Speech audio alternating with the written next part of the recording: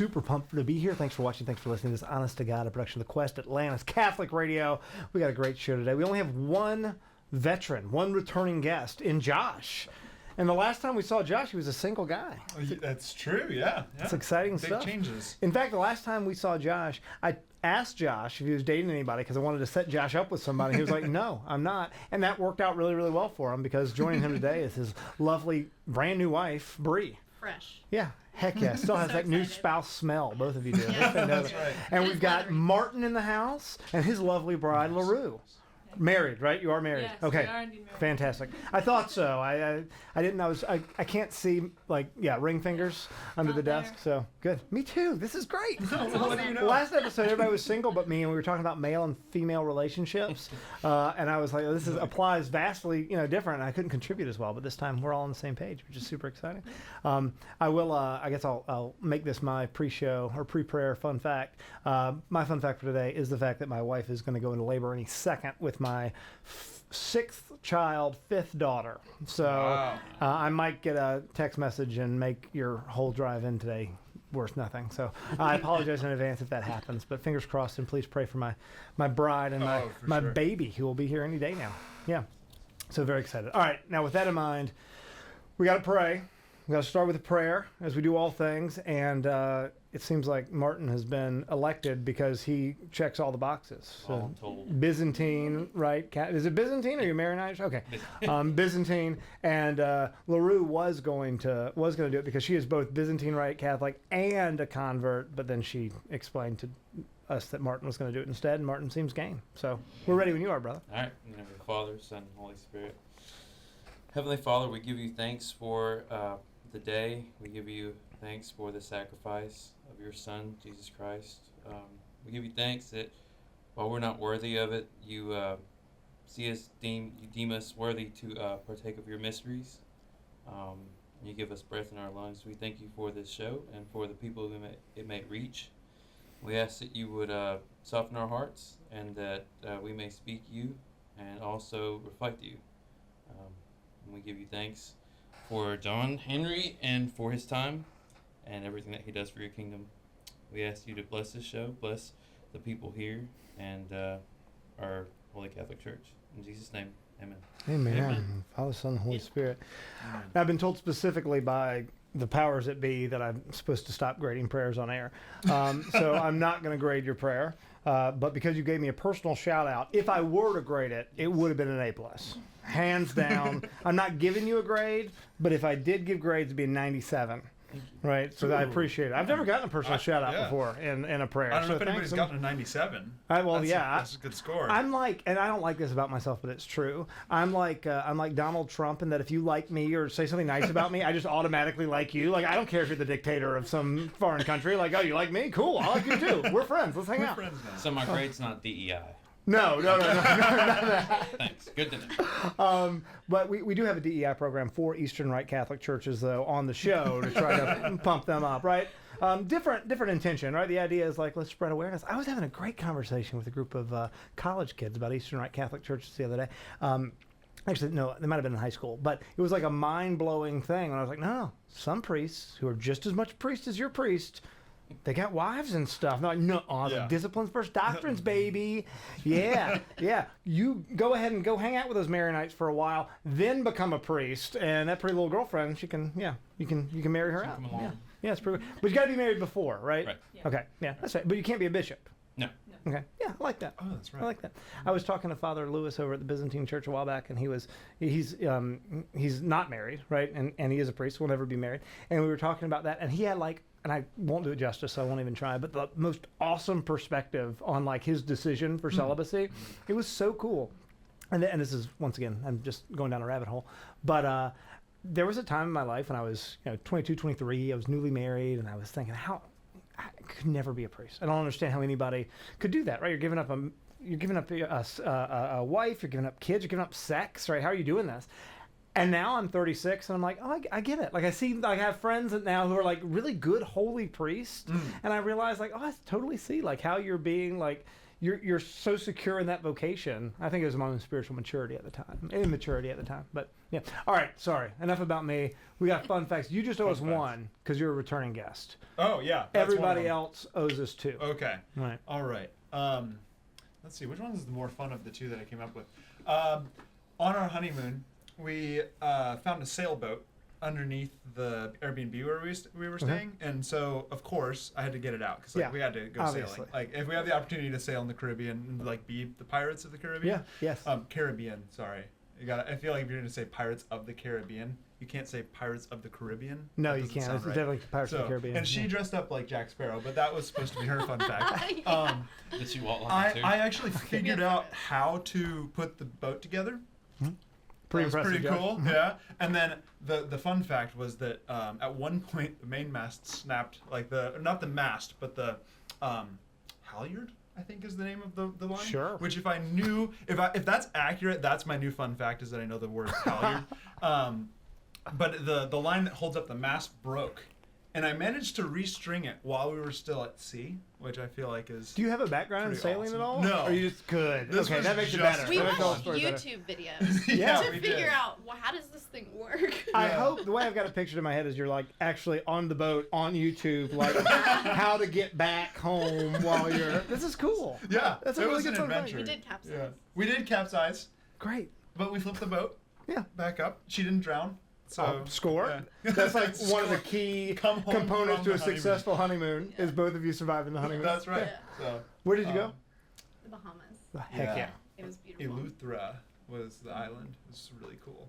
That was good. That was like 18 fun I facts know, all that in was one. a That was lot. really good. Yeah, I I don't, guess it my was. Did we leave fun anything for facts you, are Bree? not like that. I was going to say, I grew up fly fishing. I love fly fishing. My dad ties all of our flies. I've never Oh, yeah. bought a fly before, Cool. and I just love being outside. Where'd you grow up?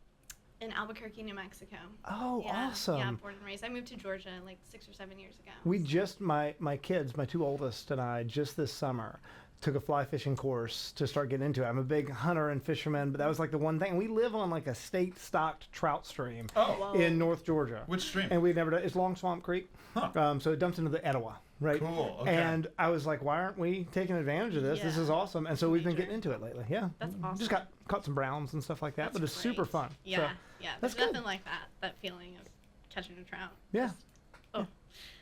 Second thing is I also grew up going to the rodeo, and I won $50 No, you didn't. What'd you do? for pulling a ribbon off the tail of a calf that I wrangled when I was like 11.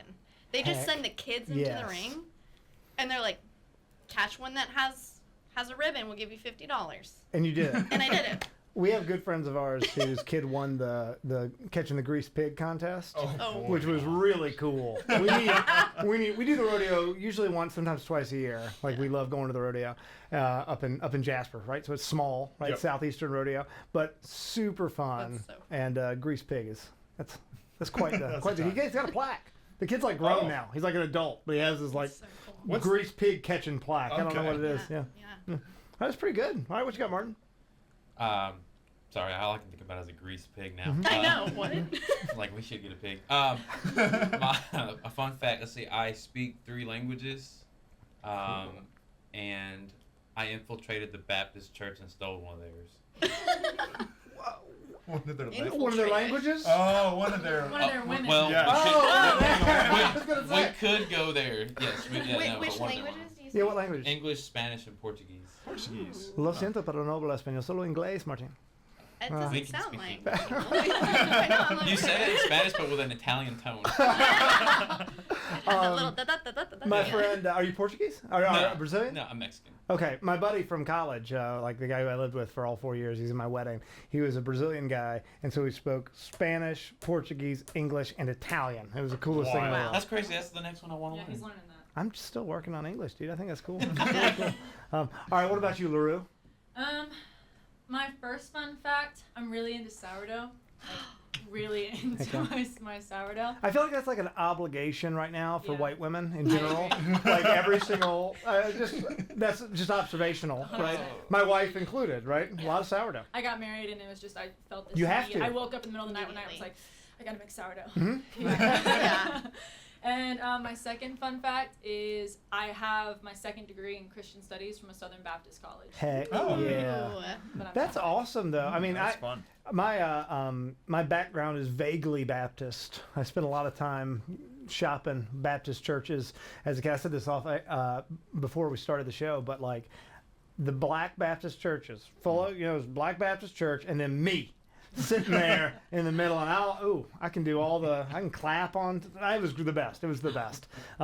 Once again, unfortunately, they were wrong about a lot of really important theological things. That being said, big shout out to the Baptists. We like the Baptists. We agree on way more than we disagree. That's true. Y'all should swim the Tiber. The water's fine. It's a great time. Everybody's doing it. So this is awesome, guys. I'm super excited about this crew. This is gonna be a lot of fun. Oh yeah. So I guess sort of big picture, right? The topic of today's episode is some version of how do you know that they're the one. And I wanna start by going with the Father Mike video. Right? Father Mike has a great video on how do you know if they're the one. Have you guys ever seen this video? Probably. Well, what he says, how he starts the video is, I'm going to tell you right now, real easy, 10 seconds, how to know if they're the one.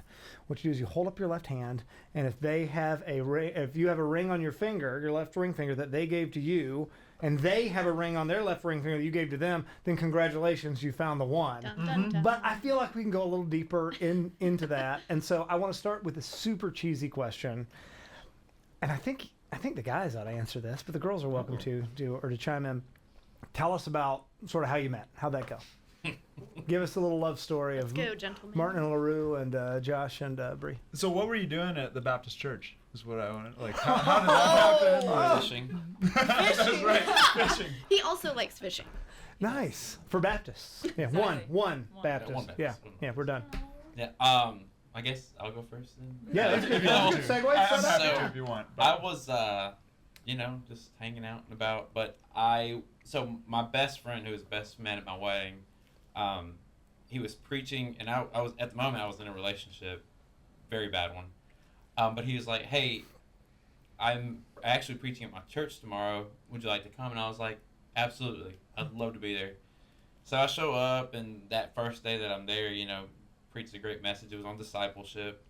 Shout out Clint. And the college pastor Right. was, I was introduced to him, I became friends with him, and he was dating her.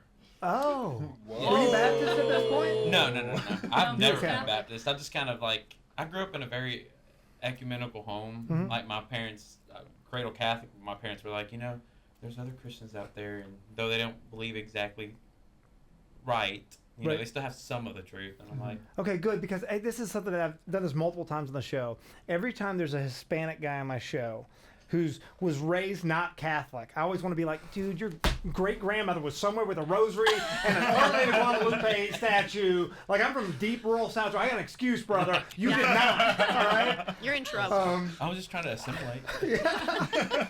All right, sorry, I didn't mean to interrupt. No, you're good. So you meet the pastor's girlfriend.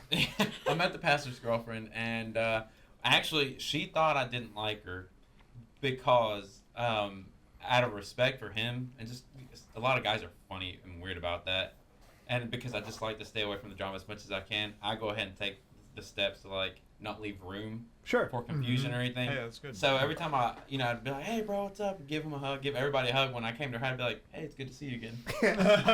Awesome. And then months later, actually the day after I went for my friend's sermon, that day, it's like God was doing something because that girl that I was dating at the time, we broke up Mm-hmm.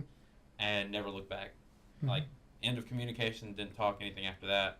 And I hate to say the cliche, I focused on myself. you know? Right. But I really did. I grow my relationship with Christ, and then how many months later? It's Oh, probably you guys start dating? no that we It was started. a couple years later. So that was okay. Let's say that was in February of 21. Then a couple years go by, and there's this festival thing that her church put on, Mhm. and we kind of served together. I was going to both. I was going to mass early, and then after that, I would shoot on over to the Baptist church. Sure.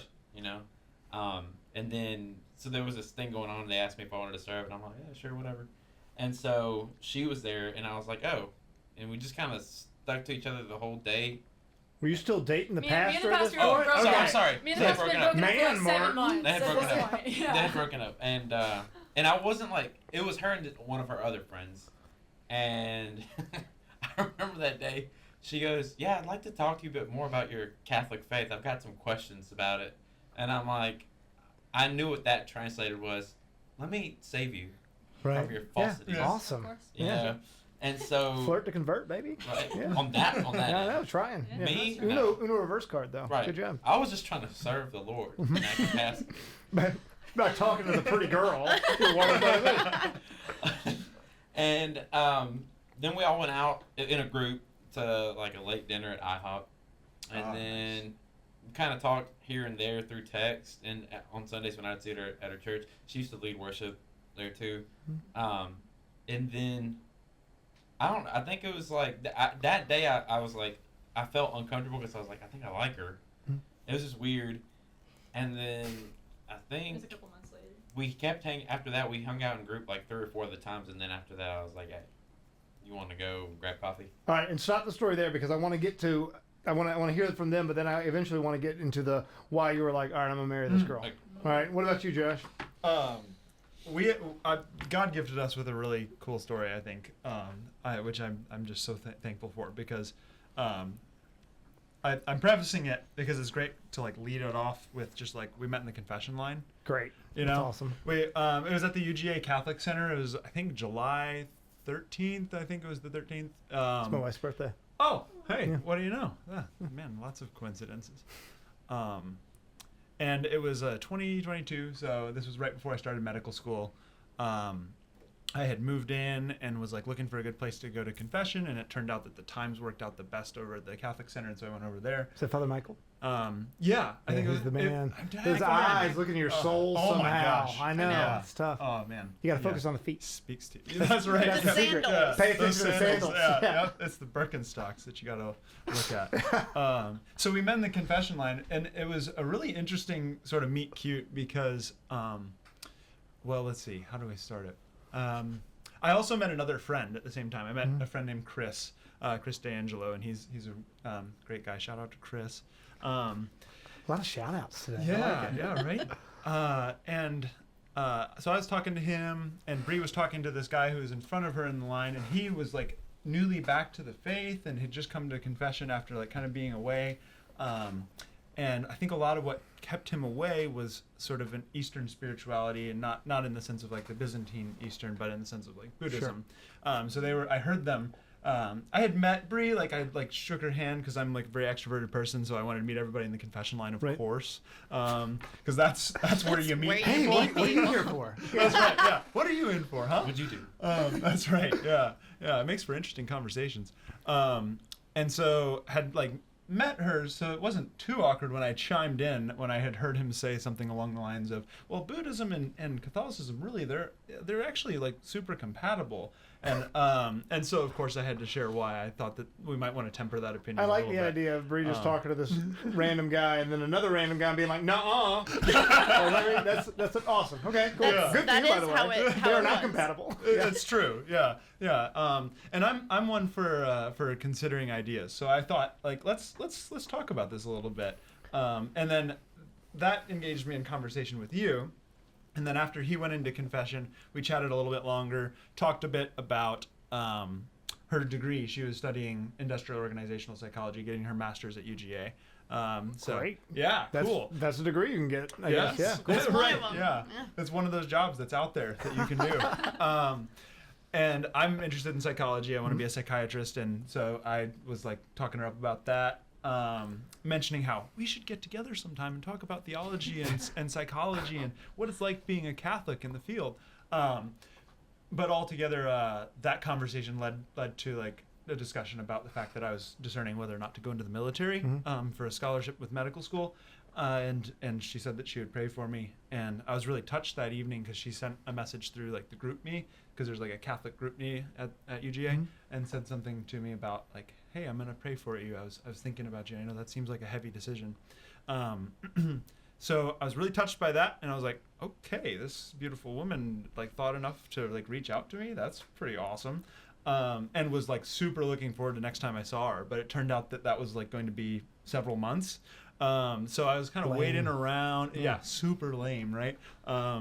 But she came to a couple of the like Catholic Beer Club meetings there, so I'd gotten to chat a little bit more. And then it was in January that I like reached out. I was like, I just broke down. I'm like, I'm gonna send a text. Like, I don't want to ask her out via text. I'd rather do it in person, but here we are. So it wasn't even text. It was a GroupMe message. And then over the course of the next couple of months, I convinced her that like she should give me some like the time of day, you know. Did you say no So initially when he brutal. asked you out? Did- We went on our first date, and the day after, like, it was awesome. It was an awesome first date. Yeah, it was. And the day after, I was like, I can't do this. Like, it was like one of those like stress moments. Yeah.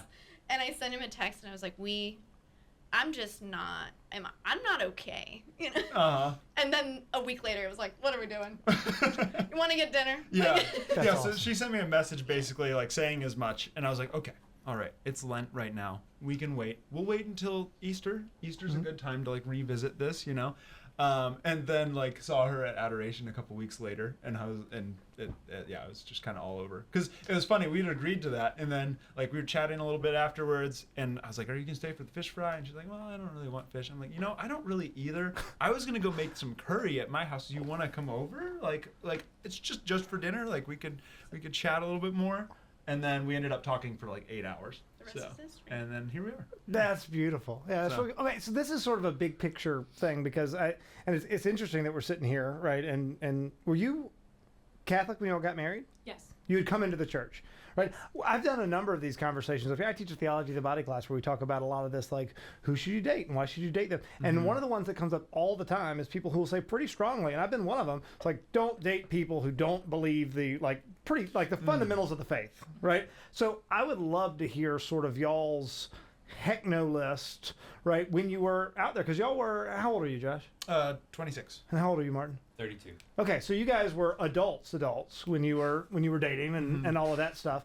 How, like, what were sort of the criteria, assuming you understood what dating was for, which I assume you did, right? Your spouse shopping, Marriage. sort of, right? The Yeah. idea is like we're seeing whether or not this is someone I can marry. What were some of the criteria for asking these lovely ladies out, or ladies? What were your criteria for saying yes to these gentlemen? I guess we gotta let the ladies speak first. Yeah. Real, yeah. Well, what initially comes to mind is I wanted to be with someone who really loved Jesus. Like, that sounds like such a cop-out answer. That's the right answer. but it's I think. like- I mean, like, really excited, like, loves Jesus and will talk about Jesus. And I don't know, just, I was a baby Catholic. I had a major reversion, Mhm. and I was lapsed for like a decade. And so Josh didn't mention this, but that was only like my second or third confession, like coming back. Since you came back, Yeah, Whoa. it was a really big deal. Yeah. And I think at the time I was like, no relationships, please. Like, please nothing. Because I had been with someone for a long time who was not Catholic and Right. actually very, very anti-Catholic. And I don't know, like there was just so much for me. I was like falling in love with Jesus. And I just wanted somebody there, like on my level and like really interested in the truth. And I had reached a point where I had gone from like all religion is the same to there is a truth. Mhm. Like there is an objective truth, and I want to be with somebody who's willing to be open to seeking the truth wholeheartedly. Who's not just like, I don't know, this is the first answer I found and that seems like it's correct. Right. Or, you know, so I wanted somebody to be really intentional about seeking.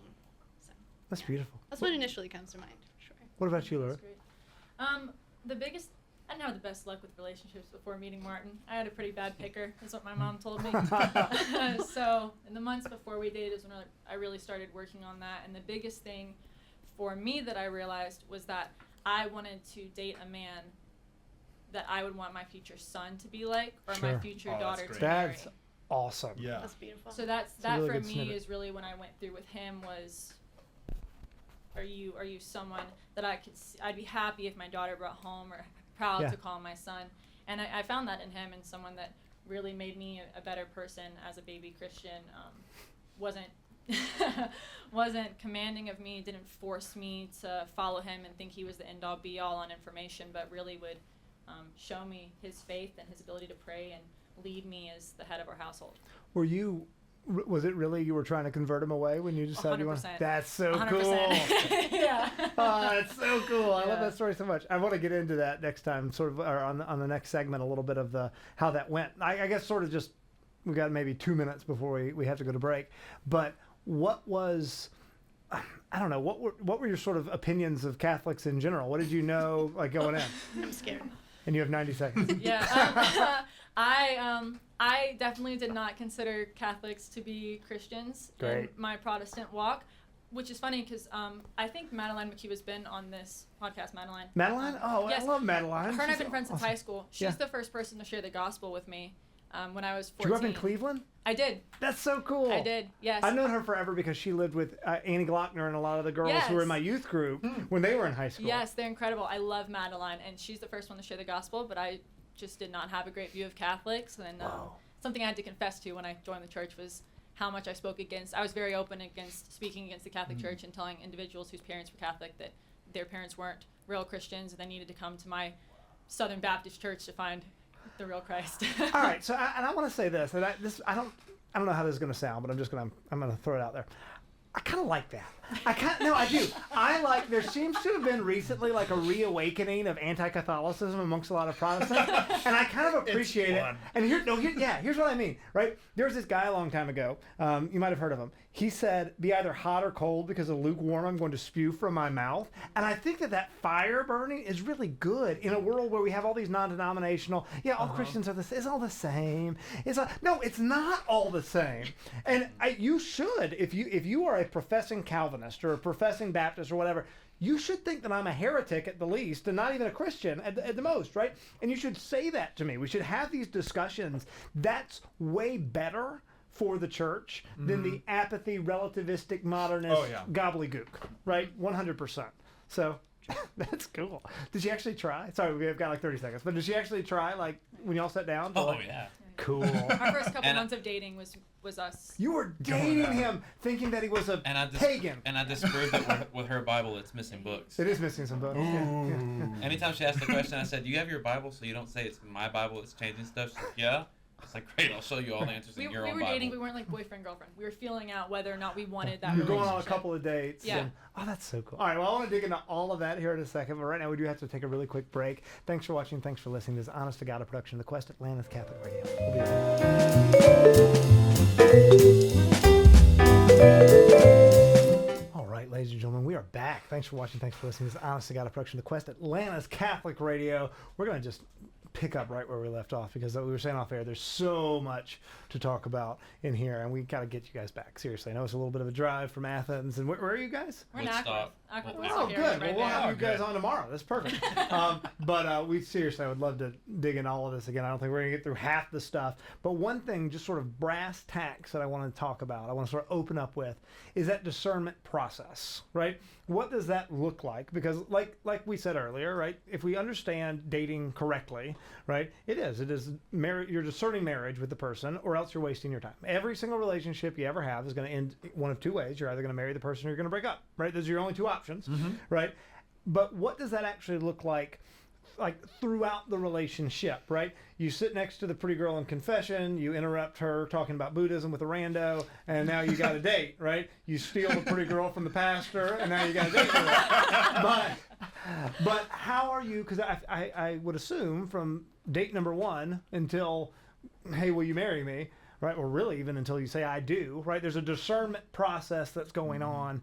What does that look like? How does that move forward? And I want to tie that into, talking about this off air too, emotional chastity, because what you can't do is, once again, you're discerning marriage. You're not married, so you can't say, I like this girl, she's beautiful, she's good, I want to marry her, we're married, I'm treating her like we're married, I'm thinking of us as we're married. So how does that whole discernment process work? Just throw it out there, whoever wants to jump in. I was gonna say for us at least, or well, for me, I really can't speak for Martin on this, but for me specifically, the discernment process for me was in little steps, and our relationship took time to build. You know, we started as friends, we decided we wanted to be friends with each other, and then when we both realized we liked one another, we started discerning whether or not well, for me at least, I discerned whether or not I deemed that he was someone that I'd want to date, that I could potentially see that future with. When I decided yes, then we dated, and through that whole dating process, I discerned, okay, is this someone that I could now see myself being married with, being engaged to?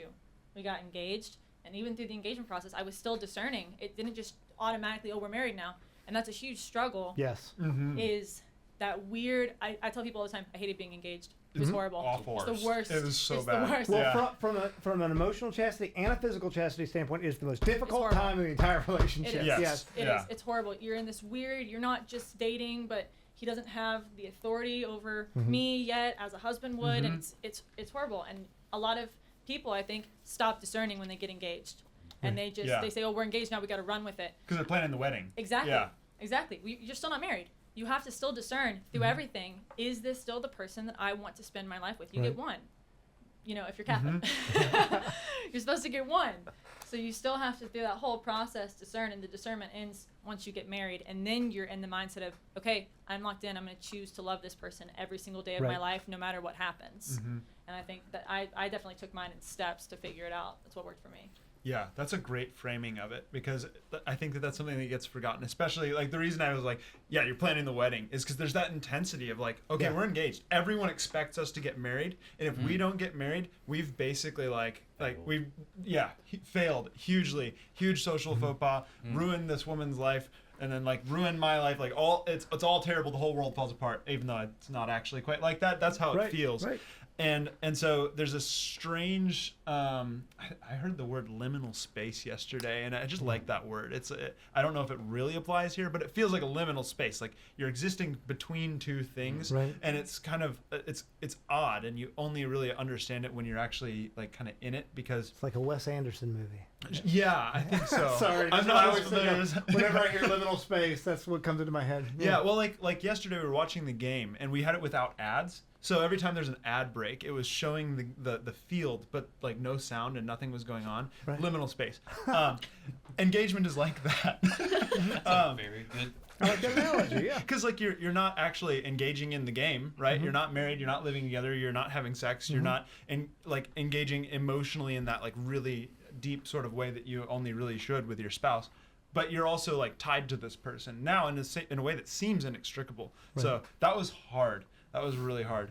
I'd have a tough time coming up with exactly the right advice there, other than just like being very attentive to the fact that you're not yet married and that you need to continue to discern. Well, more practically speaking, then, what are some big green flags Yeah. along the way? We talk a lot about red flags, right? But what are some big green flags that you saw in one another as you were moving forward? For sure. So one thing that immediately came to mind with your last question and this question here is that knowledge begins in the senses, right?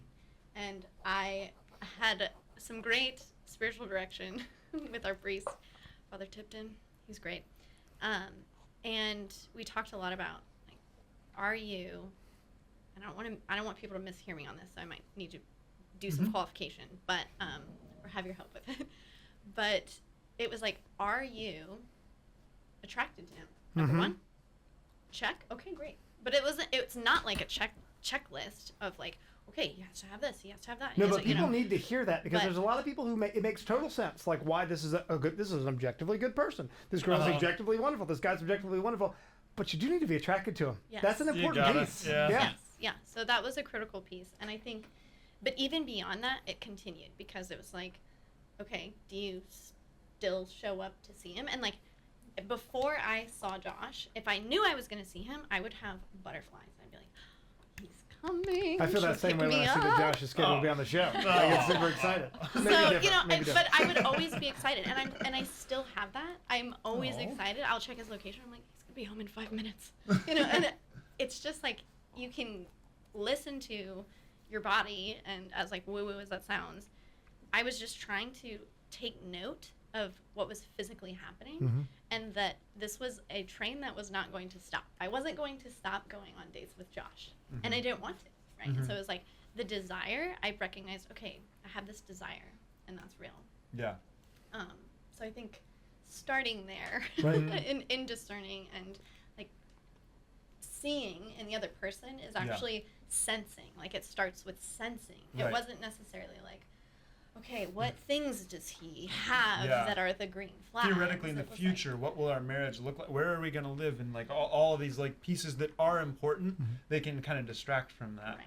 But Yeah. I mean, I will say, I do think there are Oh yeah. green flags. Like, Oh, yeah. you know, I'm not going to say that's not true, but He's got great hair, for instance. That's right. Sorry, I feel like I That's keep hitting most- on Josh. I know. It's that's okay. not my Hey, no, I intention. get it. talk me up by all I get it. means. Martin, can you give me some green flags for Yeah. LaRue? I think that for me it was easy, and I love that you said earlier, like practically speaking, because I feel like Mhm. I'm emotional. I have emotions. That's I good. Really, I really do. No, I have Me emotions, but too. like especially when it was especially after that horrible relationship I was in, I was like, okay, I'm gonna approach this in the most pragmatic way ever. Mhm. And understanding what dating was just really, it's such a crazy phenomenon because dating in the 30s is a euphemism for prostitution. Right. And Yeah. a lot of people don't know that. And I taught a theology body class to high school kids, and I told them that. They were like, what? Dating in the 30s? Yeah. It was You a want to go euph- on a That was the date? term. yeah, It was, it was a euphemism for prostitution. Oh my goodness. Yeah. And so, but anyways, so it's while we don't have, the scriptures don't give us like a how to date. Mhm. All of the scriptures kind of point us to how we can date. I mean, as far as back as the Old Testament, Samson, he wasn't supposed to marry outside his kind, meaning, you know, who he was for us. What that means in the new covenant is, well, if they're a Christian, don't date them. Right. That narrows it down a lot more. Mhm. If you want to get deeper with it, well, if they're Catholic, you know, don't date them. If they're not Catholic, don't date them. Even narrower. And so I kind of took the scripture, all these things. One of my favorite scriptures, which like a good Catholic, I couldn't point you to exact Yeah, that's fair. chapter and verse, but I think it's either First or Second Timothy. Paul is writing to Timothy and talking about don't let them look down on you because of how young you are. I'm Mhm. paraphrasing. He said instead set an example in faith, purity, speech, conduct, and what was that last thing? And love, and how they Mhm. love. And that was kind of my benchmark for when I started dating her. Mm. Yeah. And I mean, I didn't have she's got to have a big butt. She's got to have, no, like, it wasn't, those That's good. I'm glad you didn't do that. those lists are just so cringy.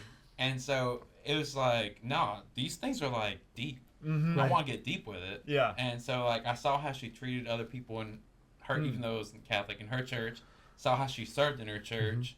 I saw how intentional we were about. I mean, we had a timer. It was like, all right, it's this time of the day. It's this time. You got to leave. It's Yeah. go time. And how it was easy. It was like, man, this isn't like it's work. Relationship is work, but based on this benchmark, man, you're feeling all those things, and it became even more important in the engagement season. Right. Mm. Yeah. Yeah. So I teach a theology about a class right now. Like I had a class on Fantastic. Friday, and it was one of my favorite days because I give them all this assignment where they're supposed to make a list. The guys and girls both make a list of 10 non-physical attributes that they find attractive in members of the opposite sex, and 10 non-physical attributes that they find unattractive in members of the opposite sex. And then I read them all. I don't say Martin likes girls who are nurturing and what. But what happens is they both make a list like across the board. I've been doing this. This is the 13th time I've given this assignment, right? And I do it once a semester. I teach one class a semester on theology of the body to these kids. And every single time, all the girls, and there's a couple of, weird ones in there about some, most like the Crimson Tide or whatever, right? But every time the girls list what an authentically masculine, virtuous man looks like, and the boys list what an authentically feminine, virtuous woman looks like. And then the unattractive ones are, to a T, everything that quote unquote the world is telling you to be. And I do that so that they can sit there and say, oh my gosh, all these pretty girls, all these handsome guys in my class, they really want the person that I really want to be deep down, Yep. but I've been lied to beautiful. since I was, 6 years old about what that looks like. And now I've been trying to be this person that I don't want to be and nobody wants me to be. And it's I don't know, it's beautiful. It's one of my favorite things that I do. Yeah, it's awesome. That was That's a good actually idea. one of my green flags with Josh, is that I was becoming more feminine. And I grew up like wild outside. All my cousins were boys. Like, not to be like that girl, but it was just different. Like Yeah. I didn't go get my nails done. I didn't like having my nails done. I never. Your nails like, look lovely today. They just so you look know. a Yeah. little like I do some hard labor around the house, maybe. I don't know. But so I think one of the signs for me actually was that I was softening. Yeah. I felt my heart soften with Josh, and it was just a complete shift. It was Yeah. incredible. Yeah. it was really a beautiful thing to see too. No, I agree. It was the same thing for me with Martin. I was always kind of raised. I have a great family. My family's incredible. They're not Catholic, but I was always kind of raised as being a girl boss. You know, you can get into the world and you can work and you can do whatever you want to do. You can travel, like, and it came from a very loving spot. Sure. It's a great thing, I think, to teach your kids that they can do whatever they want. But I kind of grew up with this idea of, you know, I'm gonna be a girl boss and I have to be in control of everything. And in relationships, I was always the one to lead. I was always Yeah. the one to have to almost mother these men that I was Gross. dating, and it was super Yeah. unattractive. Like I hated Yeah. it. And with Martin, I think I tried one time to do something like that with him, and he cut it off and was like, "Hey, I'm the Go man. Martin. Like, that's not your responsibility. You have to trust me on this, and that's what's gonna happen." And I fell into this place of, So, ooh. oh, okay, I get to follow. this is awesome, cool. And it's since then been really easy for me to follow him. And I actually hate making decisions now. I used to really like him, and now I'm like, I don't want to pick where we go to eat. You just tell me what Yeah. I'm ordering, and I'll eat it. Yeah. Same. Sometimes I'll even ask Josh. I'm worried this is gonna sound so toxic to some people, but I can't sometimes wait. people will ask me a question like, "Oh, what do you want to do? This or that thing?" And I'll turn to Josh and go, "What do I want to do?" Because I just trust him so much, and sometimes Josh makes better, more loving decisions for me than I would make for myself because I don't always love myself perfectly. And I do want So- to, clarify, right? Because there is a strain of sort of machismo, Yeah. manosphere Oh, grossness. gosh, yeah. that's a lo- But the reason you're saying that about Martin and the reason you're saying that about Josh is because I would assume, don't let me put words in your mouth, but like you said, you trust him because he's a virtuous man who has died to himself for your sake through the 100%. covenant of marriage. 100%. So, yes. guys, that does not mean you get to be the jerk throwing your weight around. Yeah, No. absolutely not. Josh is Yeah. not like lording his power over me. Oh, Like, that'll no, not- destroy it too. No, Yeah, yeah, 100%. because it will betray the very thing that it's supposed to be. And I also think Yeah. it would actually push me into a Mas- masculine Yeah, you'd be Yeah. fighting. version of myself. Yeah, butting heads. So. Right, but that is rightly ordered. That's the way that this whole thing is Yep. designed, right? And Surprise, you are, surprise. gentlemen, right? You're ontologically, by your nature, the head of your household, right? Yeah. I was having a conversation the other day with a group of dads about this, and I said because a lot of times you'll see these houses where dad is not the faith leader of the house. Yeah. He's not taking on that role as spiritual head of the house. And what that means, that does not mean that the wife is now the spiritual head of the house. It means that the spiritual head of the household sucks. Yeah. It means like you've got a really bad, broken head of the Yeah. household. Oh, man. And this poor mom who's trying desperately to drag her children and her husband along towards Oh, Jesus, right? It's disordered. Yeah. And that's not God an attack bless. on femininity. It's just the rightly ordered structure that we were given by God. Right. And it's beautiful when it Absolutely. works the way it's supposed to. It's Yeah. crazy how, like, as a man, I remember thinking right before we got married, like, I started thinking, man, like, I'm not taking care of just myself now. Right. Now I have to Yeah. worry about someone Oh, else it's and all these bills. Big. And it was still kind of, like, nerve-wracking, but at the same time, I was like, all right. Yeah. Yeah, Like- that's right. I get to take it Provide. on. I'm a That's great. provider. Yeah. Hey, can I comment on that please, just briefly? The reason I wanted to say something is because I had a friend ask me, so what surprised you the most getting married? And I was trying to come up with something like, oh, something fun and quippy, and I realized that like the thing that surprised me the most out of anything about being married just these last few months is just how true the truths that I've been told actually are, and specifically how much the man like absolutely has to take responsibility, and like genuine responsibility. Because I think that like we talk about like Spider-Man, like with great power comes great responsibility, right? Like it's true. Like if you have the opportunity to be a leader, that means that you also have to take extreme ownership of like what has to happen, and that's hard and intense, but it's also like just very, very true. Right. And I mean, it's kind of weird to say like I was surprised by something I already knew, but I think Right. I was surprised just to find how true it was. So That's awesome. No, 100%. This is sort of follows into all of this, right? So you're dating. All I want to do is ask you about your conversion story. But I feel like seriously. that's a different roundabout thing, and we'll spend the rest of the episode on. So I'm going to try to hold off. One right? day. How did you guys talk to one another about marriage? Because obviously that's a conversation you're having, right? As you're Yeah. dating longer and longer, and at first it's sort of the elephant in the room, and then like how do you broach that, and how do you continue to have that conversation? I feel like I had an unfair advantage because her coming from a Baptist, specifically Baptist dating realm, Right. you know, especially in the Baptist church, it's very much like you date you date intentionally, Right. And so there was always that, and it's just like, hey, if we're dating, obviously it's not for craps and giggles, Right. right? Gets and shiggles. And then she actually, it was great. The way that she's the one that brought it up, and it was perfect because I was like, you know, how am I gonna touch that subject when it comes? Because I don't want to waste time. She brought it up great. She's like, hey, you know, if we're dating and we're gonna get serious, I just want you to know, I don't want to baptize babies. And That's a nice just sprinkle that into the conversation. I was like, great, no, that's perfect. Bring it on. And I think she was kind of like shook that I wasn't like, whoa, Mhm. like hold on to babies.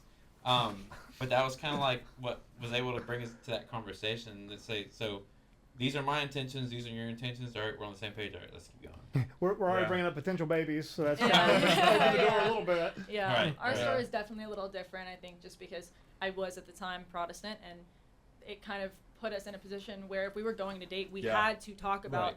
if we are dating and if we do get married, what's going to happen. Right. And it was a huge discernment process before we were officially dating for us, just because neither one of us wanted to waste our time. I Right. wasn't going to go dating him just for us to get to, you know, an engagement point or a point where we've been together for a long time, and Yeah. him say, hey, well, our kids are going to be raised Catholic, and I say, well, I want my kids to be raised outside of the sanctuary, actually doing coloring books while I'm in church. Right. Yeah. Oh, no. And I think that's part Sick of burn. the emotional chastity Yeah. that we were Yeah. that we kind of subconsciously were thinking like, I like you, I love spending time with you, but if ultimately this is not going to go anywhere because of this one thing, that why are we, you know, let's just go ahead and Right. save each other time. And I don't want to see that ground to the Protestants, right? For the record, Catholics should be having those same conversations about 100%. dating intentionally I agree. too. Well, actually, immediately when you said that, I was like, oh yeah, there's our answer to this question, because it got raised, like the topic of marriage, got raised basically because we were talking about men and women and relationships, right? I feel like Yeah. that's kind of how we really like started to open that conversation up, was like, what should a relationship between a man and woman look like? And as we talked about that, we started to talk a little bit more about like, okay, what does marriage look like? What do like, how do you raise kids, and how should you raise kids as a husband and wife? And it was those questions about like, what do you actually do in a married life together that then like raised it like, okay, now how about us? Like, Right. are we gonna move forward with this? So Also, Josh was very much like, just so you know, if enough time goes by, I will be asking yeah, questions yeah, like, if you know what I mean. I'm not Like, just he was like, hanging I'm not out." gonna mess around. yeah, So My wife, was a warning. we were in college, so we were young, right? We started Yeah. dating when we were 19, I think. nice. And well, she was a year ahead of me. She's a year older than I was, and she was going to graduate, and I was going to be a senior. So like, it's the end of my junior year. Or I guess middle of my junior year. She's a senior, right? And she's going to graduate next year. And my wife is very meek and traditionally feminine and just beautiful and sort of, she's passive. She's not like a in your face, what are you doing kind of person. She never Uh-huh. has been. But I remembered like so clearly in my mind her looking at me one day and saying, "Hey, John Henry, I don't know what I'm going to do next year. And so I'm thinking about applying to these colleges, but I need somebody to let me know what I'm going to do next year. Because if I don't know what I'm going to do, I'm going to go find somebody at one of these colleges who's going to be able to tell me what I'm going to do next year." I was like, You're like, like that, the meme from The Hangover, The Hangover. seeing all the numbers in my head and being like, oh, yeah, okay, great, cool. And I tried to like ease out of that. And then I called my mom and asked about how you bought engagement rings later that night. Yeah. awesome. That's lovely. So it worked out. Yeah. That's so sweet. that's so cute. That's beautiful. That's cool. That's really cool. I want to do. Yeah, let's do this. I'm just gonna throw a term out there, Oh boy. a term that we hear around Father's Day a lot that we Oh, talked yeah. about briefly, and I want to hear Martin and Josh's take on it. So in my experience, most Father's Day homilies, the priest gets up there and says a bunch of lame stuff Uh-huh. to the dads that we're going to summarize with the term that we've all heard in Mass, unfortunately, which is, remember, guys, happy wife, happy life. Har, har, har, har, har. Oh my gosh. I want to yeah. hear your take on it. It sounded like there were some hot ones. I disagree. I hate that. It's cringy. One of the things that, you know, from that Matt Fradd's short that I saw was, you know, Yeah. I it saw makes it it too. like a pet. What was it? A pestilent Yeah, child yeah. that needs to be placated. Right. Y- Oh. That's perfectly said. But on top of that, what he said after that was, and she alluded to it earlier in the show, I'm not afraid to tell you no, even though I know my wife is not necessarily going to like my idea or like what I decide. I don't want a wife that I have to walk around eggshells with and can't be myself. That's part of being like, I mean, Right. if you don't have that in a marriage, I've got some questions. Yeah. Because like, what do you do in the times of where, I mean, you're both in the fire. Lock Right. in. Yeah, Right. you gotta lock in. Right. You gotta stand on business. You know what I mean? I think it says that in the catechism, actually. You Right. got to stand on business. With the CC. Yeah. 20. That's it. Yeah. Yeah. No, but yeah, so like that, being able to, I feel like that gives me room to be the man, Yeah. and To lead. in a non-machismo way, right? Right. Just to be like, because I love her. There's certain times that I have to say no to certain things for the both of us, not just for her, just for me included. Yeah. Absolutely. So I'm with you. Yeah. It the only way that you're able to lead is if you can say yes and no and have yes mean yes and no mean no, and that means sometimes you're going to make the people you're leading less than happy with you. And the hope is that you can lead them into it, and that they'll be that they'll understand why you're making that decision, and so there will be like a mutual understanding, and you can be moving Sure. together. But that's not always going to happen. It's just not like that. There will always be some degree of disagreement, and also like it doesn't even necessarily mean that there has to be like any sort of fighting or hard feelings. It can also just be something where like your wife wants something that might otherwise be good, but it doesn't seem to actually be good in these circumstances. And being able to say no is part of like the you're mortifying your wife and yourself, and you're also like what I guess how do I put it, like you're building virtue in that you're able to like say to somebody you care about, who you want their affection more than anything else in the world, you're able to say something that is true, that you like really are convicted is true, and trying to lead them toward the good, despite the fact that they might not like that, and they might be upset with you as a result of that, and they might withhold affection, and they might be like frustrated with you, and it might cause a whole fight. You're still like holding by the truth, holding by what you believe is good. And that's like something that's going to build tremendous virtue and bring about like so many graces. Now, of course, that doesn't mean we can't be wrong, right? And like we got to be open to our wives and what they say, Absolutely, and because they're going to have insights into things we won't understand. But like happy wife, happy life. Oh, it's just gross. Yeah. It makes gross. it's also demeaning to women. It is like demeaning to like women. you're saying, Yes. like it makes them into a petulant child. almost like a, there. Yeah. Anyway. Oh my gosh, yeah. Right. So anyhow. No, that was great. And we are running out of time. We got about a minute and a half left. But one thing I wanted to finish with is something that you mentioned off air, which was the idea of marriage being a species of friendship. Oh yeah. Can you dig into that a little bit? Yeah, because I heard you guys were talking last time about week, like can men and women be friends, and the answer is yes, men and women can be friends because what is a friendship? Okay. There's some question about that. Well, go ahead, go the ahead. answer is yes, men and women can be friends because like. Might be a hot take. All right, yeah, I guess so. I got to see how much I can fit into a minute. Friendship is something. Friendship is a thing that can be had between persons, right? And it can be had between any persons, right? So God has friendship within Himself. The angels have friendship. We have friendship because friendship is a mutual appreciation and love of the other, desire for some form of unity between one another, and also like simultaneous to that. The unity is founded upon a perceived good that you are both pursuing together, right? So if friendship is that, then that means that marriage is like kind of the fulfillment of friendship, because you are both seeking after the same goods together through a unified, like deep unity of life, and a mutual understanding of what is good and what is to be sought in life. So that's a really that was quick the answer, most but- like beautifully concise. That was really good. That was like I was really. I was sweating. impressed. We'll Oh, get I was into it in a minute. All right, guys, this was fantastic. Once again, I wish we had an Yeah, hour, but me too. unfortunately, that's all the time we have for today. Thanks so much for being here, guys. Big shout out, or big recommendation to everybody out there. Find somebody and marry 'em, right? If your vocation is Just do marriage, it. it's Just the do best it. thing in the world. Have more kids than you can afford. Exactly. Yeah, And that is that's all the right. time we have for today. Thanks for watching. Thanks for listening. This is Honest to God, a production of the Quest Atlantis Catholic Radio. Signing off.